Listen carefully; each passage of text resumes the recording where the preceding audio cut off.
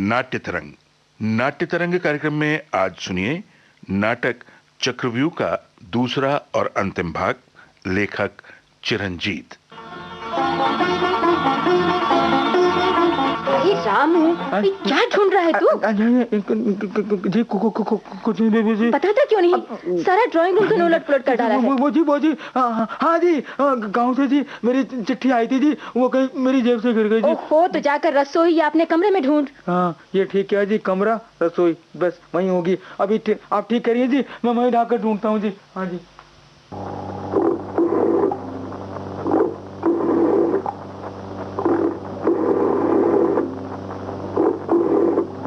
Hello hello, क्या आप medical college के हॉस्टल से बोल रही हैं? हैं? कौन, सरोज? अरे मैं तुझे ही बुला रही थी। क्या अपनी बड़ी बहन की आवाज भी नहीं पहचानती? अरे हाँ, मैं लीला ही बोल रही हूँ। क्या? अरे सिर्फ बात ही नहीं, खुशखबरी है। रामू दिल्ली आया हुआ है और अरे रे, मेरा नौकर नहीं, तुम्हारा होने वाला नौकर। हाँ, इंजीनियर रामू। हाँ वही, शाम को मेरे यहाँ खाना खाने आ रहा है। बस तू भी फौरन चलिया। क्या? अरे मुझे अभी भी कनॉट प्लेस में मिला था। उसे पता नहीं था कि हम दोनों दिल्ली में हैं। 2 साल पहले वहां से पिताजी की बदली कानपुर हो गई थी ना। हाँ, उसे पता नहीं था कि शादी के बाद मैं दिल्ली आ गई हूँ और तू भी पढ़ाई के सिलसिले में दिल्ली आ गई है। हाँ, सुनकर बड़ा ही खुश हुआ। क्या? अरे हाँ, ये तो तुझे बताया नहीं। आज तेरे जीजाजी के दफ्तर में उसका इंटरव्यू था, इंजीनियर की पोस्ट के लिए। अरे नहीं, उसे पता नहीं था कि सिलेक्शन कमेटी के चेयरमैन तेरे जीजाजी हैं। हाँ, जब मैंने उसे बताया तो अरे ये भी कोई कहने की बात है क्या? उसे जरूर ये जगह मिलेगी, समझी? और फिर क्या? अरे मेरी लाडली बहन सरोज रानी के हृदय में जगह पाकर वो पहले ही जगह का हकदार हो चुका है। तू चिंता मत कर, पिताजी को मैं मना लूंगी। अरे ऐसा योग्य दामाद उन्हें कहाँ मिलेगा? क्या कहा? बाढ़ में तेरी 7 बजे तक ड्यूटी है? अरे ठीक है, 7:30 बजे तक तो तू पहुंच जाएगी ना। ले, तेरे जीजाजी दफ्तर से आ गए। तू 7:30 बजे तक जरूर पहुंच जाना। हाँ अच्छा, बाय बाय। रामू। रामू नहीं, आपके स्वागत के लिए दासी प्रस्तुत है। अरे लीला, तुम घर में ही हो? आज इस कमबख्त में फिर झूठ बोला। राम कसम बाबूजी, मैंने झूठ नहीं बोला। बेबी जी कह रही थी जी, कह रही थी। अच्छा, सफाई बाद में देना। जा इसे साहब के कमरे में रखा और फिर साहब के लिए चाय बना कर। अच्छा। आप खड़े क्यों हैं? बैठिए ना। आप कहीं जाना तो नहीं है? नहीं, अब कहीं नहीं जाना। लीला, आज क्लब का प्रोग्राम भी कैंसिल कर दिया है। शुक्र है, आपने और पतियों की तरह आज सीधे घर आना तो सीखा। रामू जी बाबूजी। सुनो जी, देख, बाहर का ये दरवाजा अंदर से अच्छी तरह बंद कर दे। अच्छा जी। अगर हो सके तो अंदर से ताला भी लगा दे। जी बहुत अच्छा जी। और देख, हाँ जी। अगर कोई पिछले दरवाजे पर आकर पूछे कि बाबूजी घर हैं, हाँ। तो कहना बाबूजी घर पर नहीं है। अच्छा जी। क्या कहेगा? क्या कहूँगा जी? मैं कहूँगा जी, हाँ जी कहूँगा जी, राम कसम बाबूजी कह रहे हैं जी घर में नहीं है। गधा कहीं। जी। जा बात कर चाला। अच्छा। लीला, आज तुम कुछ काम करने के मूड में जान पड़ती हो। सुनो, जल्दी से इस डोरबेल का कनेक्शन काट दो और अंदर से ताला लगा। लेकिन पहले ये तो पता चले कि कलाबंदी क्यों की जा रही है। लीला क्या बताऊं, सिफारिश करने वालों की एक पूरी फौज ने मेरा पीछा कर रखा है। उनसे बचने के लिए ही मैं 5 बजने से पहले दफ्तर से उठाया, और यह सोचकर कि क्लब तक वो मेरा पीछा करेंगे, मैं बिना किसी को बताए सीधा घर चला आया हूँ। ओह, अब समझी। खैर हटाओ। रामू ने फोन पर बताया था कि तुम। हाँ, मैं कनॉट प्लेस तक गई थी। वहाँ बरसों बाद मेरा एक धर्म भाई मिल गया। ओह, धर्म भाई। लड़कियां अंग्रेजी में जिसे कजन कहती हैं वही ना? हर पति की तरह आप भी बेहद शक्की हैं। सुनिए, आज आपके ऑफिस में वो इंजीनियर की पोस्ट के लिए कोई इंटरव्यू था। क्या तुम तक भी ये खबर पहुंच गई? तो क्या ये कोई बुरी खबर है? हाँ लीला, इस युग के अनुसार ये बहुत बुरी खबर है। आजकल जब भी किसी छोटी बड़ी नौकरी के लिए इंटरव्यू होता है तो हर अच्छे बुरे उम्मीदवार के लिए सिफारिशों का तांता लग जाता है। एक अनार के पीछे 100 बीमार। जिसकी सिफारिश नहीं मानो वही नाराज। इंटरव्यू होता है उम्मीदवार में सबसे योग्य व्यक्ति को चुनने के लिए, परंतु सिफारिश करने वाले योग्य अयोग्य का भेद नहीं मानते। सो तो है ही, लेकिन मैं जिसकी सिफारिश कर रही हूँ। लीला, मेरे सामने सिफारिश शब्द का प्रयोग मत करो। इस शब्द के पीछे काम करने वाली मनोवृत्ति से मुझे चिढ़ है, घृणा है। हमारे ऑफिस में इंजीनियर की एक पोस्ट खाली थी। उसके लिए देश के विभिन्न राज्यों से छट छटाकर कोई 30 उम्मीदवार आज इंटरव्यू के लिए आए थे। इंटरव्यू अभी खत्म भी नहीं हुआ था कि टेलीफोन पर टेलीफोन आने लगे। मैं अमुक बड़े आदमी का पीए बोल रहा हूँ, यह पोस्ट अमुक उम्मीदवार को ही मिलनी चाहिए। कैलाश, मैं तुम्हारा वो बोल रहा हूँ, ये नौकरी मेरे फला आदमी को मिलनी चाहिए। इन सिफारिशों की बमबारी से बचने के लिए मैं आज इतनी जल्दी दफ्तर से भागकर घर में छिपा हूँ और यहाँ आकर देखता हूँ कि लेकिन मेरी बात तो आपको माननी ही होगी। अब असंभव है, क्योंकि कमेटी ने जो फैसला करना था सो। तो उस पोस्ट पर किसकी नियुक्ति होगी, इस बात का फैसला क्या आप कर चुके हैं? हाँ, एकदम पक्का फैसला दे आया हूँ। जो उम्मीदवार हमें पढ़ाई, प्रशिक्षण और अनुभव के आधार पर सबसे अधिक योग्य और होनहार नजर आया, उसे हमने चुन लिया। कौन है वो? लीला, मुझे क्षमा करो, दफ्तर का ये गोपनीय निर्णय मैं तुम्हें भी नहीं बता सकता। ओह, तो मेरा इतना भी अधिकार नहीं है? अब लो, नाराज हो गई। अगर मुझे मालूम होता कि सिफारिश करने वाले तुम तक भी पहुंच जाएंगे तो मैं दफ्तर से भागकर घर आने की बजाय कहीं और। व्यर्थ की बातें छोड़िए, अभी आपने निर्णय ही किया है, नियुक्ति पत्र तो जारी नहीं किया ना? देखिए, मैंने आज तक आपसे कभी किसी बात के लिए जिद नहीं की, लेकिन ये पोस्ट तो आपको रामू को देनी होगी। रामू को? यानी रामू? हाँ बाबूजी, हाँ, इस घर में रहते अगर मेरी तरक्की हो जाए तो। क्या बक रहा है? हाँ, अभी अभी आप बाबूजी से मेरी सिफारिश कर रही थी ना। अरे, मैं तो अपने धर्म भाई के लिए कह रही थी। तो क्या उसका नाम भी रामू है? रामू तो हम प्यार से कहते हैं, उसका असली नाम तो। रामू, सुनना है किसका टेलीफोन है? आप आराम से चाय पीजिए। हेलो, हाँ, मैं कैलाश नाथ के घर से बोल रहा हूँ। हैं? ऊंचा बोलो। हाँ हाँ हाँ, सुन लिया। अच्छा जी, अभी बुलाता हूँ। बाबूजी, कोई मंत्री जी बोल रहे हैं। देखा, मैंने पीए की बात नहीं सुनी तो खुद मंत्री जी। मंत्री जी की बात तो सुननी ही होगी। हाँ, सुननी ही होगी। जी, मैं कैलाशनाथ बोल रहा हूँ, आज्ञा कीजिए। कौन? ओह, नमस्कार मंत्री जी। क्या कहा? मुझे खेद है कि उस दिन मैं कवि समाज की गोष्ठी में नहीं पहुंच सका। जी हाँ, हाँ, उस दिन दफ्तर में इतनी देर हो गई थी कि।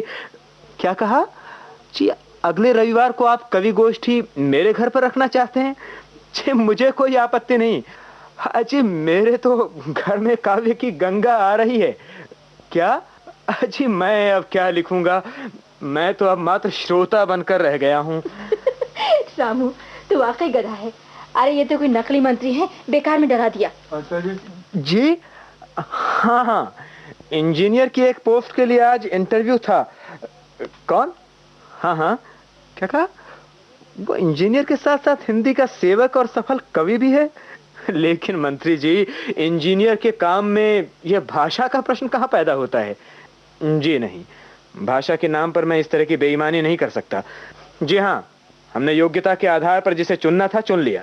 जी नहीं, इस विषय में मैं और कोई बात नहीं सुनना चाहता। नमस्कार। कमाल है, कवि समाज के ये मंत्री जी समझते हैं कि बांध निर्माण योजना और कवि सम्मेलन के आयोजन में कोई फर्क ही नहीं। टेक्निकल काम में भी अपना दूषित भाषावाद घुसेड़ रहे हैं। मैं अब सोचता हूँ कि भागकर कुतुब मीनार पर पहुंच जाऊं। वहां न फोन होगा और न। लो, लगता है कोई फोन का सहारा न लेकर सीधा घर ही पहुंच गया। रामू, दरवाजा मत खोलना। ओह, लेकिन हो सकता है मेरा वो धर्म भाई आ गया हो। रामू, मैंने उसे खाने पर बुला रखा है। हैं? उसे खाने पर बुला रखा है? हाँ। फिर तो मैं पिछले दरवाजे से क्लब और कैलाशनाथ जी, ओ बाबू कैलाशनाथ जी, अरे भाई घर पर ही हो ना? ये तो मेरा धर्म भाई नहीं। रामू जी, दरवाजा मत खोलना। नहीं खोलूंगा। मगर लीला, यह आवाज तो हमारी बिरादरी के प्रधान जी की है। बिरादरी की सभा का वार्षिक चुनाव होने वाला है, उसी के बारे में परामर्श करने आए होंगे। रामू जी, जा, उन्हें बड़े आदर से अंदर लिया ला। जी, बहुत अच्छा जी। हा, मेरा अनुमान ठीक निकला। मैं जानता था कि तुम इस समय घर में ही होगे। मैं ठीक कह रहा हूँ ना? जी, नमस्कार। आइए आइए, बिराजिए। क्या जीते रहो। अभी दफ्तर से आया हूँ। रामू, जी, जा अंदर जाकर खाना तैयार कर। जी, बहुत अच्छा जी। लीला, प्रधान जी के लिए कुछ चाय वाय बनवाओ भाई। बेटी के हाथ की चाय तो मैं जरूर पीऊंगा भाई।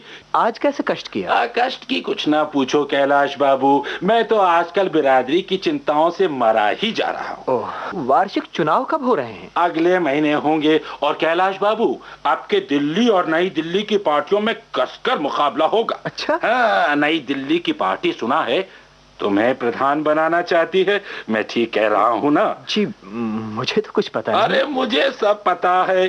कैसे पता है? अरे भाई, पिछले 10 वर्षों से मैं ही बिरादरी की सभा का प्रधान बना चला आ रहा हूँ। बात दरअसल ये है कि मैं ना तो नई दिल्ली का हूँ और ना पुरानी दिल्ली का, बस बीच का हूँ। इसलिए दोनों पार्टियां मेरा आदर करती हैं, मेरी बात मानती हैं। मैं ठीक कह रहा हूँ ना लीला बेटी? आप ठीक कह रहे हैं। इसलिए प्रधान पद के लिए खड़े होने का मेरा कोई इरादा नहीं। क्यों इरादा नहीं?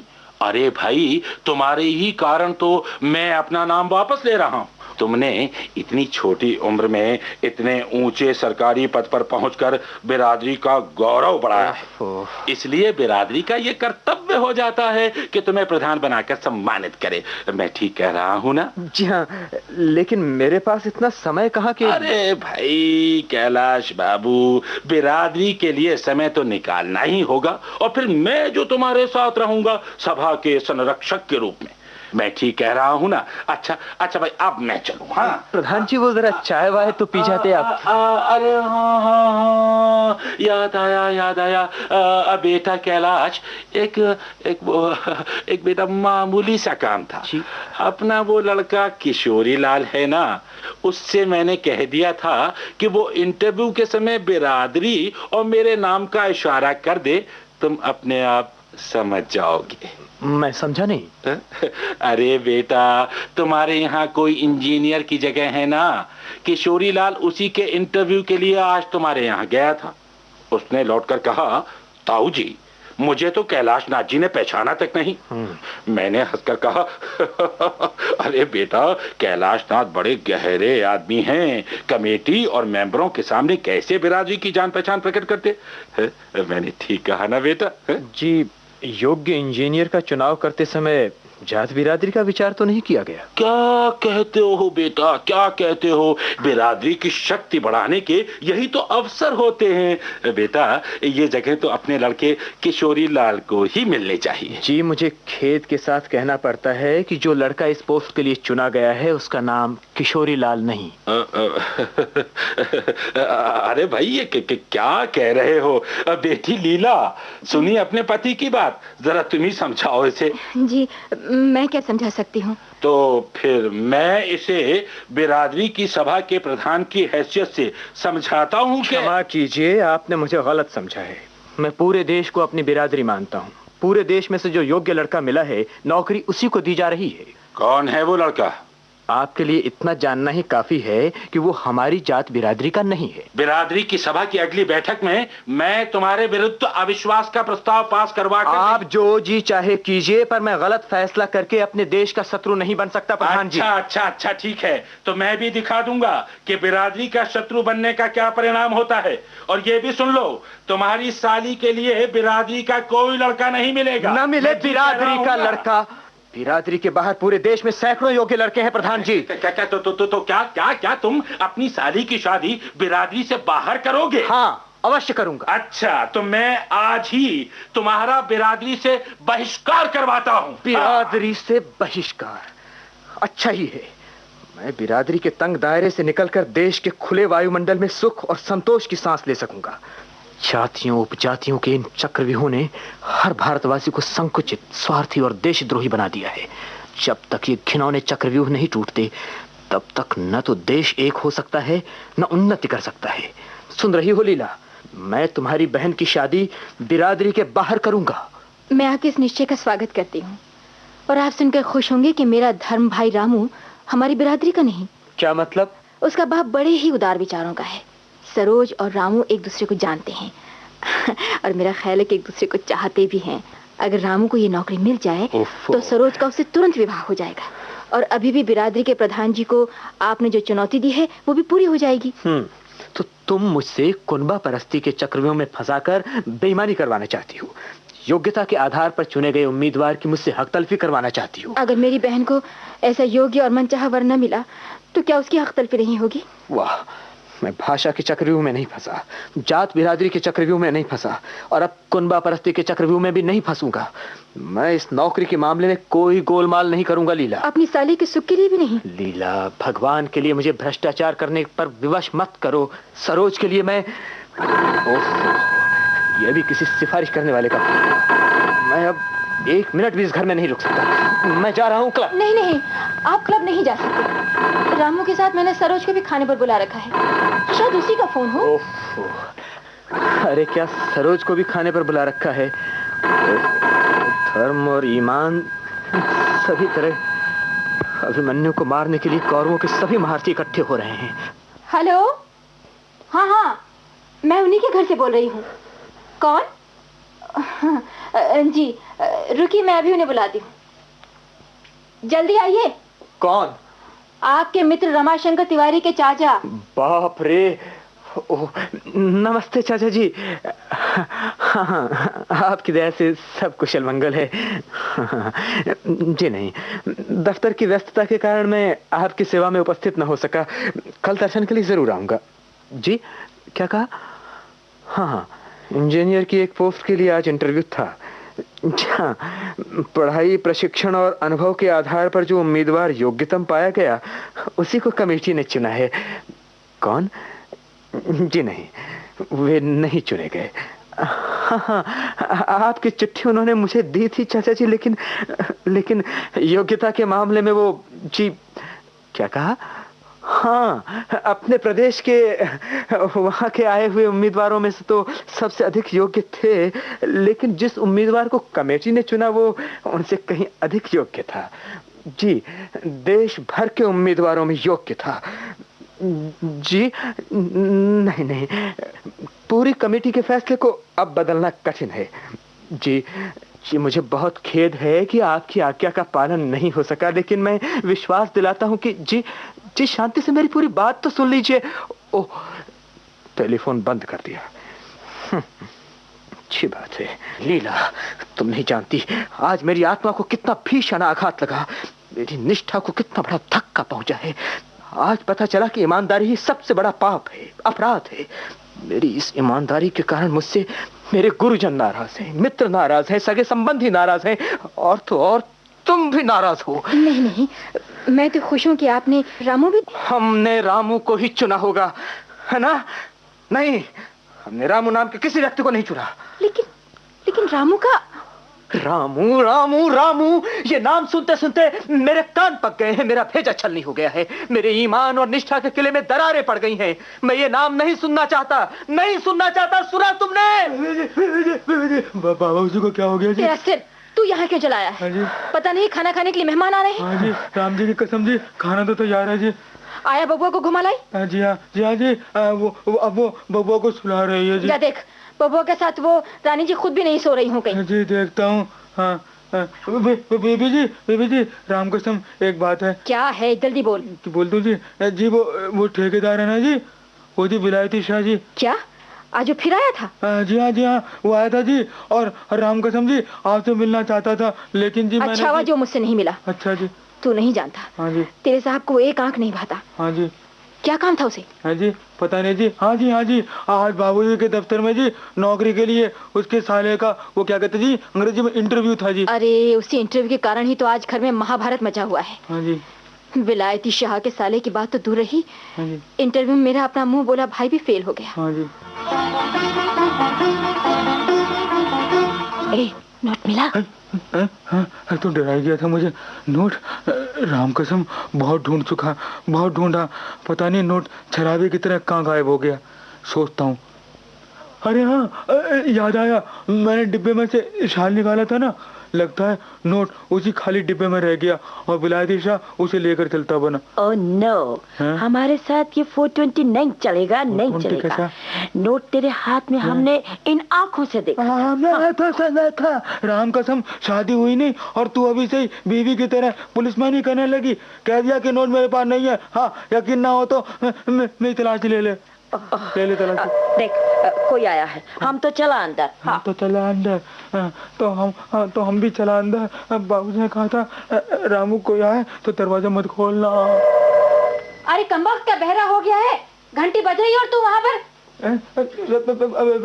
बाबूजी की आज्ञा का पालन कर रहा हूँ। आज्ञा की बच्चे, इधर का दरवाजा खोल। अच्छा जी, अब आपकी आज्ञा का पालन करता हूँ जी। अभी खोलता हूँ दरवाजा जी। जी।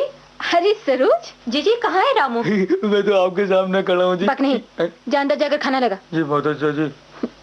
सरोज जी, तुम तो आ गई, लेकिन तुम्हारा वो वायदा करके भी अभी तक नहीं पहुंचा। क्या वजह है?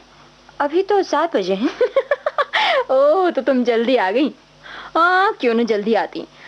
आज 2 बरस बाद अपने रामू से मिलोगी ना? जी नहीं, मैं उससे बात तक नहीं करूंगी, झगड़ा करूंगी।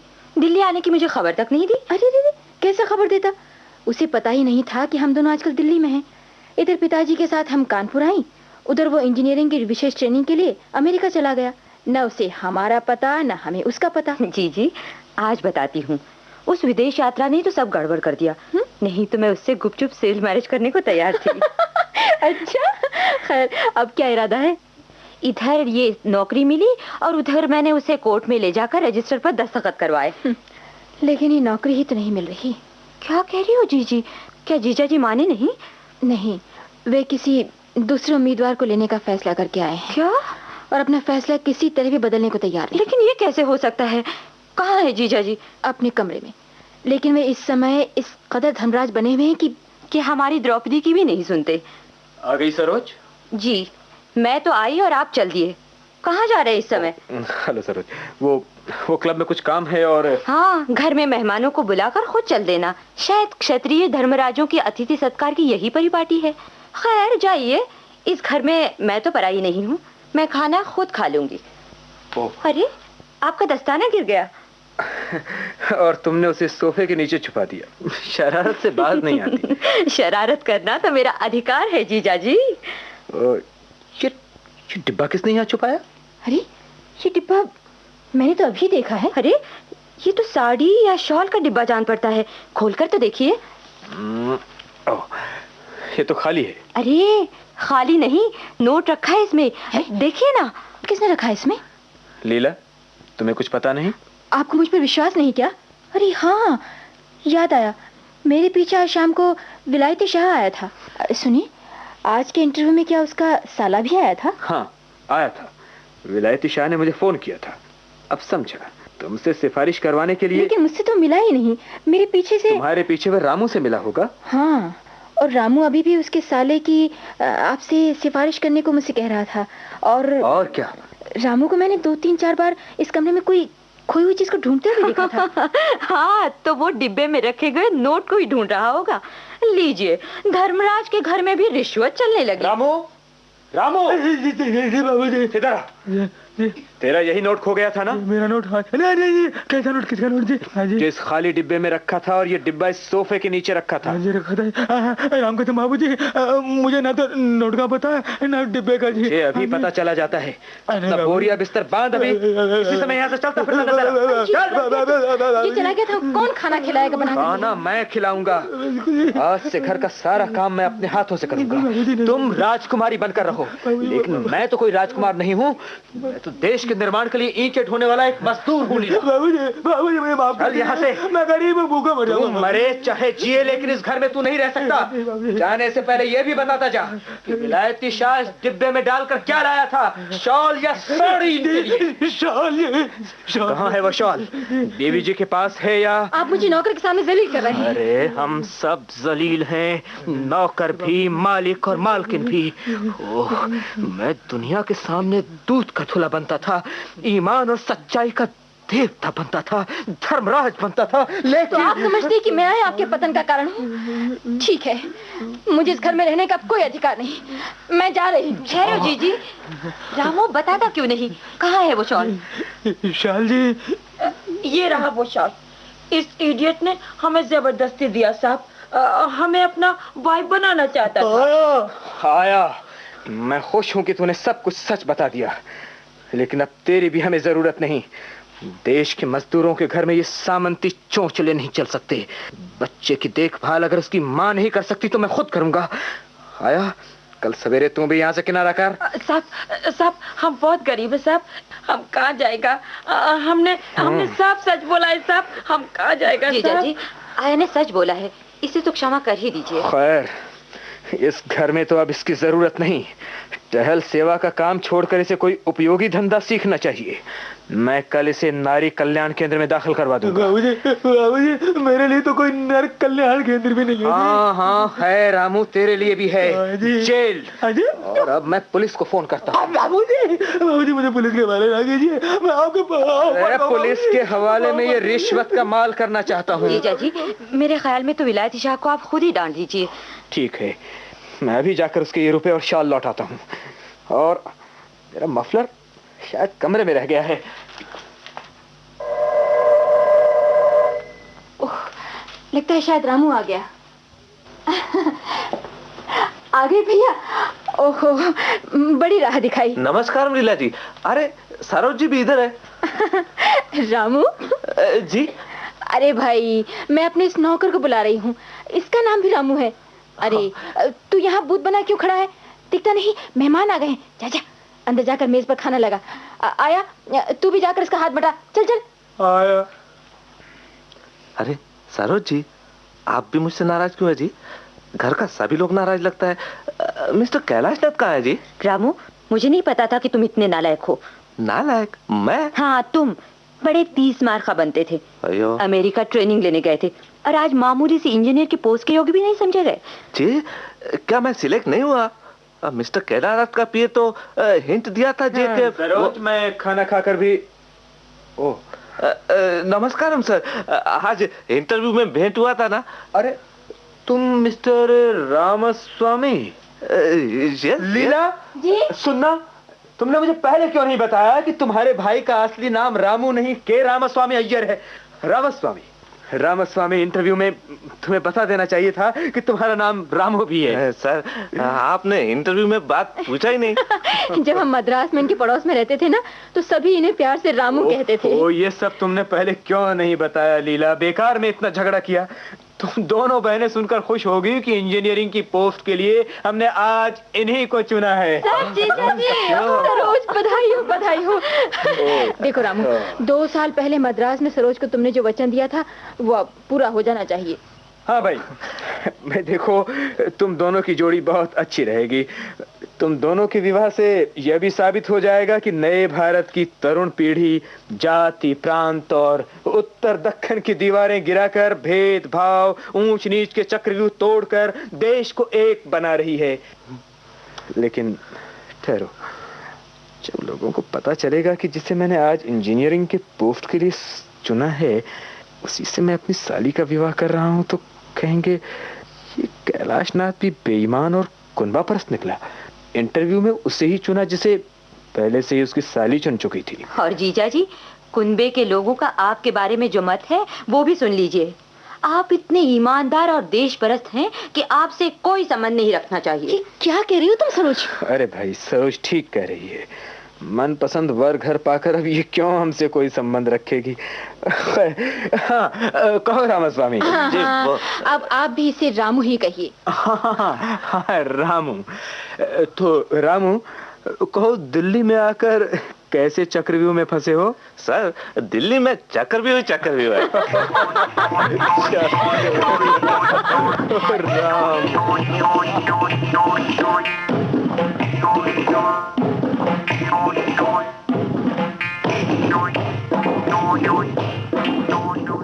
चक्रव्यूह इस नाटक का दूसरा और अंतिम भाग अभी आप सुन रहे थे। चिरंजीत के लिखे इस नाटक के निर्देशक गंगा प्रसाद माथुर। यह हमारे आकाशवाणी के दिल्ली केंद्र की प्रस्तुति थी। अब आज का नाट्य तरंग कार्यक्रम समाप्त होता है।